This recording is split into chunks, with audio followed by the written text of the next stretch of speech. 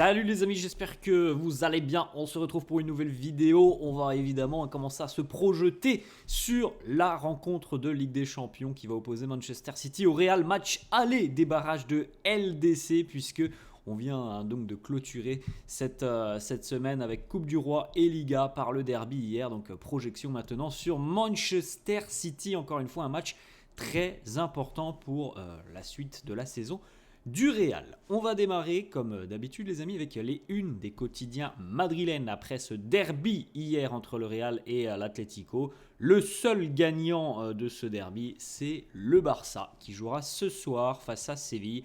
Le Barça qui peut revenir tout proche de la tête. Un partout hier entre les merengues et les colchoneros. Punto y seguimos. Un point et statu quo. On garde le même écart. Un point d'écart aussi entre le Real et l'Atlético. Un point en plus, mais toujours un point d'écart. Et donc le Barça qui peut faire son retour à moins d'un match au final du Real dans le sens écart de points. On verra bien le résultat du Barça ce soir, mais le Barça peut être encore une fois le grand gagnant du week-end. La une de As qui titre Un derby sin dueño, un derby sans gagnant, sans équipe qui a pu justement mettre un coup de massue sur la tête de l'autre, et donc potentiellement le Barça qui peut faire une bonne opération. Un derby aussi avec des décisions arbitrales qui seront encore une fois discutées, contestées, mais au final un derby où le Real perd des points précieux parce que sur la seconde mi-temps, le Real a dominé outrageusement les débats sans réussir à tromper la vigilance de Jan Oblak. Alors il y a eu la barre transversale de Bellingham, il y a eu aussi peut-être le manque d'efficacité tout simplement du Real sur cette seconde mi-temps. Voilà, des points de perdus au Bernabéu face à l'Atlético. Le score final de cette rencontre, un partout, l'Atlético a ouvert la marque à la 35e sur penalty signé Julián Álvarez, un penalty qui sera au cœur des débats parce que il y a une faute d'Aurélien Tchouaméni qui a été revisionnée à 5 ou 6 reprises par César Sotogrado, l'arbitre de la rencontre. Revisionné donc au niveau de la VAR, il a revisionné cette séquence à 5 ou 6 reprises.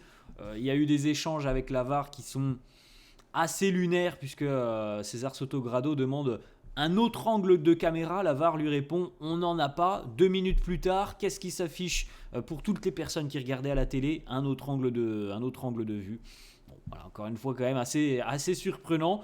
Voilà, c'est comme ça. Penalty donc pour Julián Álvarez, égalisation 50e de Kylian Mbappé qui d'ailleurs a fait un bon match par rapport par exemple à un Vinicius. Alors Vinicius a fait des différences en seconde mi-temps, mais on sent bien que c'est pas du Vini à 100%. Hein. Il y a une problématique avec Vini en ce moment. Il y a le manque d'efficacité de Vini qui est parlant, et certainement aussi un manque de pureté, on va dire ça comme ça, dans son jeu. On regarde les amis donc le classement de la Liga.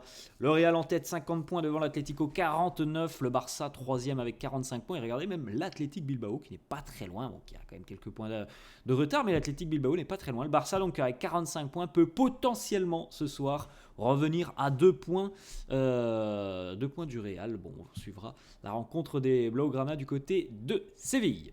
Les matchs du Real cette saison face aux grosses écuries, que ce soit d'Espagne ou d'Europe, c'est ça la grosse problématique aussi du Real, hein, c'est que le Real ne gagne pas face aux gros cette saison. C'est quand même assez inquiétant pour la suite parce que la Ligue des Champions, il faut évidemment être en mesure de gagner face aux gros, et la Liga, il faut aussi essayer quand même de prendre des points face aux gros, et la problématique c'est que le Real n'y arrive pas cette saison face aux grosses écuries. Match nul face à l'Atlético, donc match aller-retour à chaque fois un partout. Défaite face à Milan, défaite face au Barça, défaite face à Liverpool, défaite face à l'Athletic Bilbao. De nouveau une défaite face au Barça en Supercoupe. Donc, au final, hein, les merengues ont quand même de grosses difficultés lorsque l'adversité devient de plus en plus importante. Alors on peut noter la victoire face à l'Atalanta, sans manquer de respect aux Bergamasques.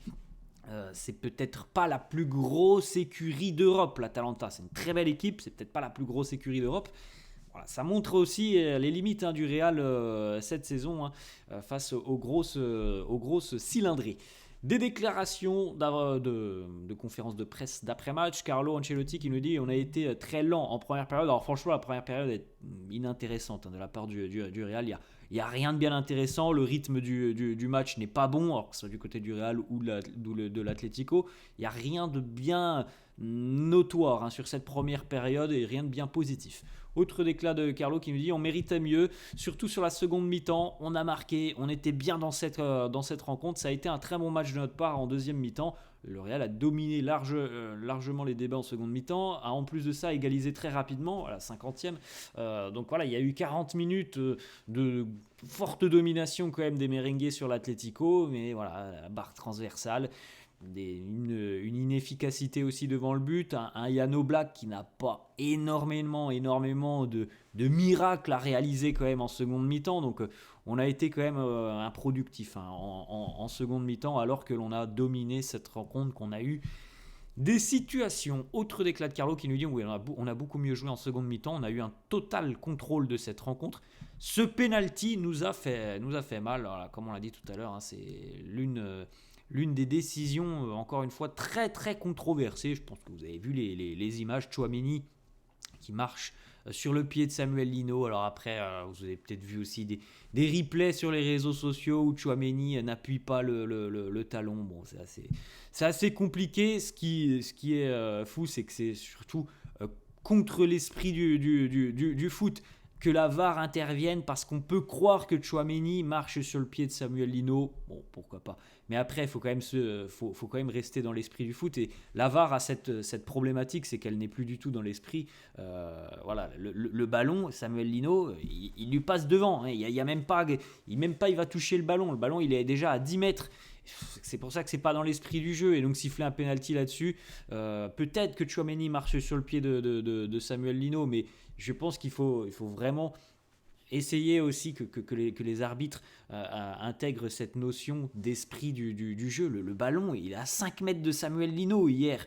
Donc voilà, sincèrement, le fait que Tchouaméni lui marche sur le pied, ça ne change absolument rien à ce que ça aurait pu produire. Le ballon, il ne l'aurait jamais eu, Samuel Lino. Donc bon, c'est comme ça, c'est penalty. On peut aussi le dire, les amis, il faut le dire aussi, Dani Ceballos aurait certainement dû être expulsé en première période hier. Voilà, il n'a pas été expulsé. Tant mieux, ça a la faveur du Real sur cette séquence. Bon, sur la séquence de Tchouaméni, c'est peut-être à la décharge de Tchouaméni, mais voilà, il y a eu encore une fois des décisions très controversées en ce qui concerne l'arbitre, mais ça en devient lassant, usant. Après chaque match, il y a toujours des débats en ce qui concerne l'arbitrage. Et donc, c'est aussi la preuve que la VAR ne résout pas tous les problèmes, et peut-être aussi qu'il y a un vrai problème d'arbitrage du côté de l'Espagne. On continue. Carlo Ancelotti qui nous dit ça a été une semaine très intense. Peut-être qu'on sera un peu plus chanceux la semaine prochaine et que cette semaine sera plus calme ou pas. Bon, il y a quand même des chances que ce soit pas très très calme, quand même, affrontement face à Manchester City en Ligue des Champions. Et puis on fera déjà un petit bilan de ces matchs coup près où ça a été dur face à Leganés. Hier, c'est un point et on est dans l'attente maintenant de cette rencontre face à City. Autre déclat de Carlo, Luka Modric et Camavinga hier, qui ont participé un petit peu à cette rencontre, mais qui étaient remplaçants, ils sont rentrés en cours de jeu. Modric et Kama face à City. Carlo nous dit on doit voir comment les joueurs vont récupérer avant ce match face à Manchester. Ceux qui n'ont pas démarré aujourd'hui partent avec un avantage, donc voilà, potentiellement, Modric et Kama pourraient être titularisés face à City. Et l'apport indéniable de Kama sur le plan physique, quand même, je pense, pourrait être une donnée importante face aux Citizens. Diego Simeone, bon, c'est du Simeone, on va pas retenir. Diego Simeone en conférence de presse hier qui nous dit « Je pense qu'on méritait de gagner ». Bon, voilà, c'est du Diego Simeone. L'Atlético fait une première mi-temps plutôt pas mal, même si c'est pas flamboyant, mais bon, il ne faut jamais s'attendre à ce que ça soit flamboyant du côté de l'Atlético. Par contre, la deuxième mi-temps, l'Atlético a été acculé, a beaucoup souffert, mais bon, comme souvent, évidemment, Diego Simeone défend son équipe, on peut le comprendre. Voilà, c'est comme ça, il pense qu'il méritait de gagner hier. Si vous regardez la rencontre dans son intégralité, si vous regardez les statistiques de la rencontre du côté du Real, voilà, le Real méritait. Si on parle de mérite, le Real méritait évidemment de s'imposer hier, mais bon, le mérite, ça n'apporte pas grand-chose dans le football. Dani Ceballos, les stats impressionnantes de Dani Ceballos, comme on l'a dit tout à l'heure, on va pas se mentir, Dani Ceballos, il n'aurait jamais dû terminer cette rencontre si, encore une fois, la VAR avait été utilisée à bon escient. Je ne comprends pas comment il n'a pas été expulsé. Je suis du côté du Real, mais il faut le dire, Dani Ceballos, il ne doit pas terminer la rencontre hier avec le tacle sur le mollet de, je ne sais plus quel joueur de l'Atlético, mais bon, tacle sur le mollet. Tant mieux pour le Real, il termine la rencontre. Dani Ceballos a quand même été exceptionnel tout au long de cette rencontre. Il a touché 124 ballons, une grosse occasion créée, 2 passes clés, 5 sur 5 pour les longs ballons, 101 passes réussies sur 102, 3 sur 3 pour les dribbles, 9 sur 12 pour les duels gagnés.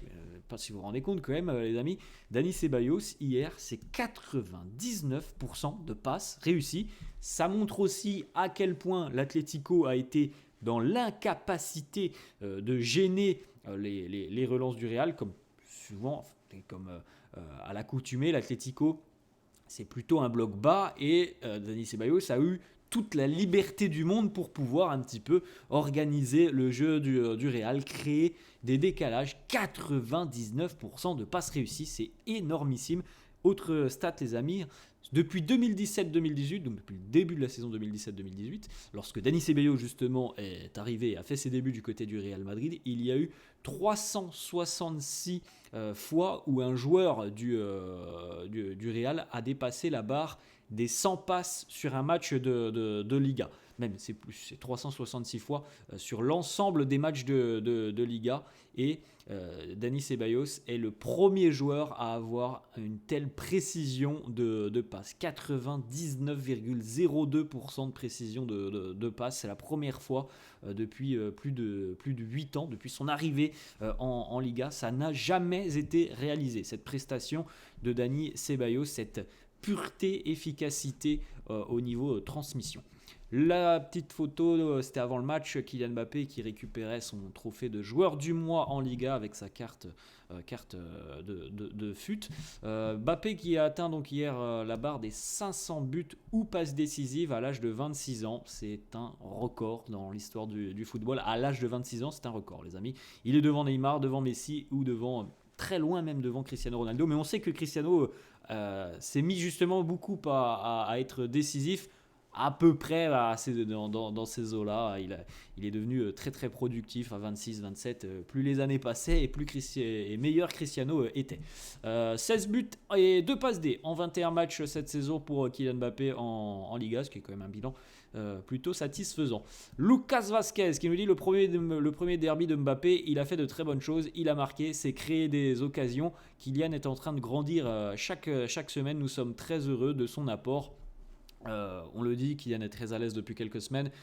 On n'en parle pas, mais encore une fois, la prestation de Rodrigo hier, elle est exceptionnelle aussi. Il a fait énormément de différence. Quand on voit les dynamiques en ce moment entre Rodrigo et Vinicius, c'est affolant, la dynamique de Vinicius qui est très moyenne, et celle de Rodrigo qui est en pleine ascension depuis à peu près 2 mois maintenant. C'est assez impressionnant. La petite conversation, l'échange entre Lucas Vazquez et l'arbitre de cette rencontre, César Sotogrado, sur l'action litigieuse du penalty. César Sotogrado qui nous dit en direct, en live sur le terrain, je ne vois rien. Et on a Lucas Vazquez qui lui répond, oui, mais tout a l'air d'un penalty lorsque l'on regarde des images en slow motion, donc en version sans avoir la rapidité, où on peut faire des coupures, où on arrête la vidéo pour faire un zoom sur une séquence, ralentir la séquence. Et il a tout à fait raison, Lucas Vazquez, tout a l'air d'un penalty ou d'une faute lorsque l'on s'arrête sur des tout petits détails. On enchaîne les amis, une petite déclat de Carlo sur Raúl Asensio et Aurélien Tchouaméni qui était donc la charnière titularisée hier, on en avait parlé avant la rencontre et franchement les deux ont fait un bon match. Alors il y a ce penalty où Aurélien Tchouaméni est fautif ou non. Alors ça dépend des interprétations. C'est une action, c'est un fait de jeu. Mais dans l'ensemble de cette rencontre, et Asensio et Tchouaméni ont été très solides hier. Il faut le souligner. Raúl Asensio, c'est 5 duels gagnés hier sur les 5 qu'il a eu dans cette rencontre et 49 passes complétées sur 51 et il n'a pas été dribblé, n'a jamais été dribblé au cours de cette rencontre. Donc un match très solide de Raúl Asensio qui, je pense, a glané des points avant la rencontre face à Manchester City. Il y a quand même de grandes chances que l'on retrouve cette charnière face aux Citizens. Marcelo était présent hier au Bernabéu, il a d'ailleurs été honoré avant le début de la rencontre. On peut retrouver notamment cette belle photo du groupe où on retrouve aussi justement les blessés qui sont présents. Vous voyez juste là Rudiger, Militao, on a David Alaba. De l'autre côté les amis, on retrouve aussi Dani Carvajal et Marcelo, vous le voyez accompagné de ses enfants au milieu de la photo. La petite photo aussi entre deux légendes. La fin pour Lucas est certainement proche. On espère qu'il y aura une saison supplémentaire, mais c'est magnifique de retrouver Lucas et Marcelo, le maillot qui a été offert à Marcelo, signé par l'ensemble de l'équipe. Et enfin, cette dernière photo de Marcelo avec ses enfants. Et puis le jeune Enzo qui devrait pas trop tarder, je pense, à montrer le bout de son nez avec peut-être la Castilla d'ici à quelques années. Et puis, sait-on jamais, dans quelques années, on lui souhaite aussi d'être présent avec l'équipe première. Dernière petite photo, ça fait plaisir de le retrouver, de le revoir. On attend son retour normalement pour la fin de saison, début de saison de l'année prochaine, notamment peut-être pour la Coupe du Monde des clubs.